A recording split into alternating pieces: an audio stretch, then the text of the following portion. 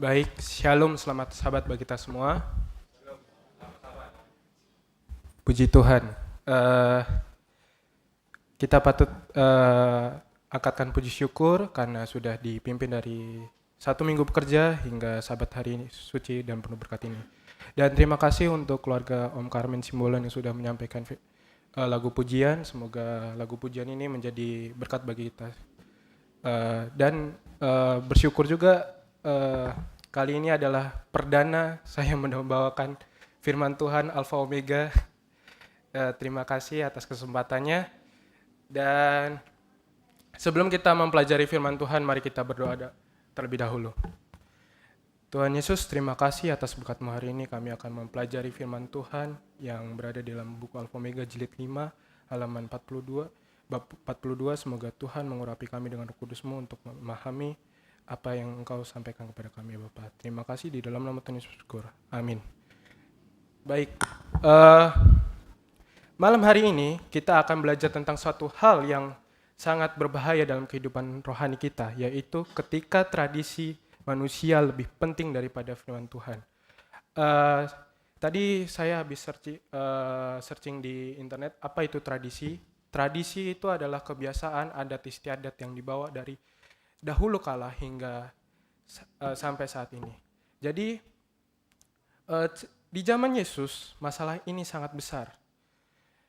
Kelihatan sepele, tapi menurut buku ini, buku Alfa Omega ini adalah masalah yang cukup serius.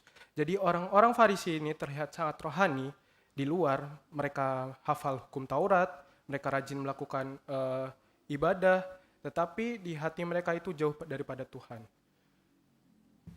Lalu orang Farisi itu datang kepada Yesus. Ceritanya itu dimulai pada beberapa orang Farisi dan ahli Taurat datang ke Yerusalem untuk menemui Yesus. Mereka sebenarnya bukan datang untuk belajar, mereka datang untuk mencari kesalahan Yesus. Karena mereka mulai takut, banyak orang yang mengikuti Yesus, banyak mulai percaya bahwa Yesus adalah Mesias. Mereka takut akan kehilangan pengaruh dan kekuasaan. Lalu mereka melihat sesuatu, yaitu murid-murid Yesus tidak melakukan tradisi cuci tangan menurut agama adat Yahudi. Dan mereka langsung menyerang Yesus dan berkata, "Mengapa murid-muridmu melanggar tradisi nenek moyang?" Padahal sebenarnya masalah mereka bukan soal kebersihan, tetapi mereka merasa aturan manusia lebih penting daripada firman Tuhan. Jadi, orang yang terlalu cinta tradisi seringkali sulit menerima kebenaran firman Tuhan. Lalu tradisi ini menjadi lebih tinggi daripada firman Tuhan. Jadi pada waktu itu, orang Yahudi memiliki banyak aturan tambahan buatan dari para rabi-rabi sebelumnya.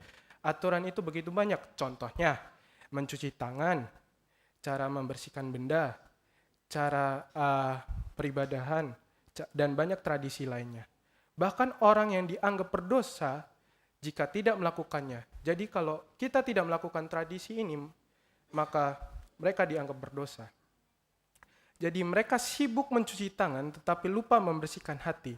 Mereka sibuk menjaga rangkaian ibadah tapi lupa kasih dan ketaatan. Jadi terlalu sibuk dengan hal luar bisa membuat hati semakin jauh daripada Tuhan. Jadi Yesus menunjukkan kemunafikan orang-orang Farisi, yaitu dengan cara tidak langsung membela murid-muridnya. Yesus justru menunjukkan kesalahan orang Farisi. Yesus berkata bahwa mereka sendiri melanggar hukum Tuhan demi menjaga tradisi. Contohnya tentang orang tua. Tuhan berkata, "Hormatilah ayahmu dan ibumu." Tetapi orang Farisi mengajarkan kalau seseorang berkata hartanya sudah dipersembahkan kepada Tuhan, maka ia tidak perlu lagi membantu orang tuanya. Jadi orang bisa terlihat rohani. Mereka memakai agama untuk membenarkan hati mereka. Jadi Tuhan tidak mencari penampilan rohani, tetapi mencari hati yang taat.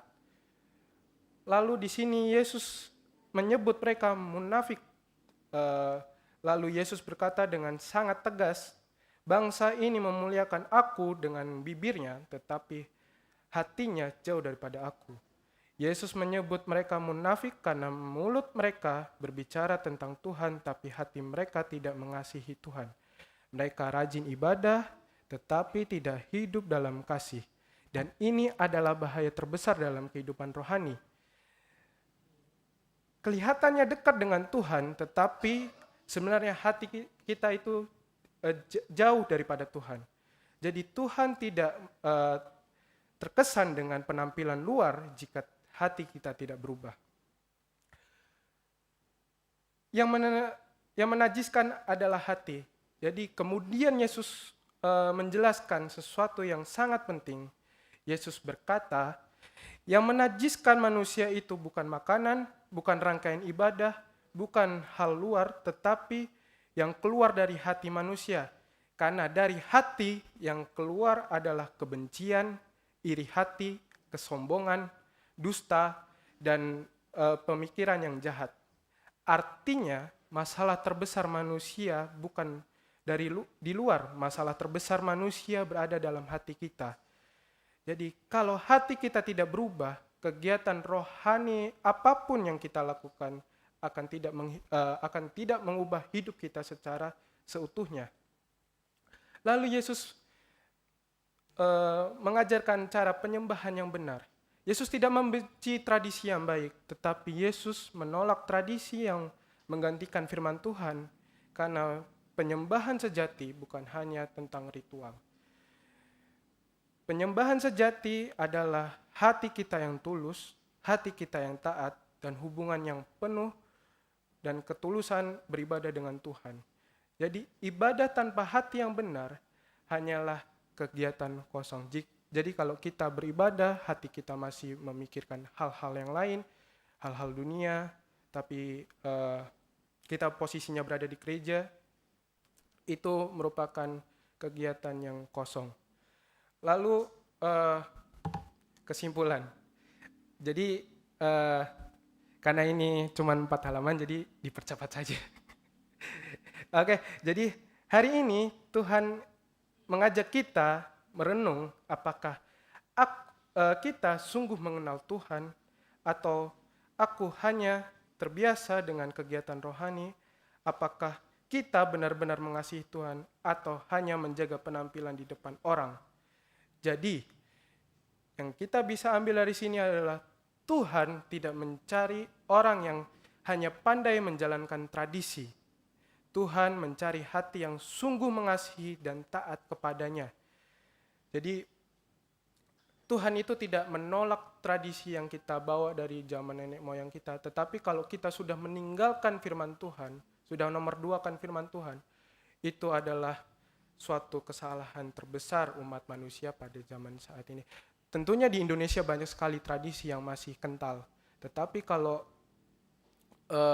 kita melakukannya masih didasarkan oleh Alkitab dan melakukan sesuai, tidak melanggar isi Alkitab, maka itu dibenarkan oleh Tuhan. Kiranya firman Tuhan yang singkat ini menjadi pedoman bagi hidup kita. Terima kasih.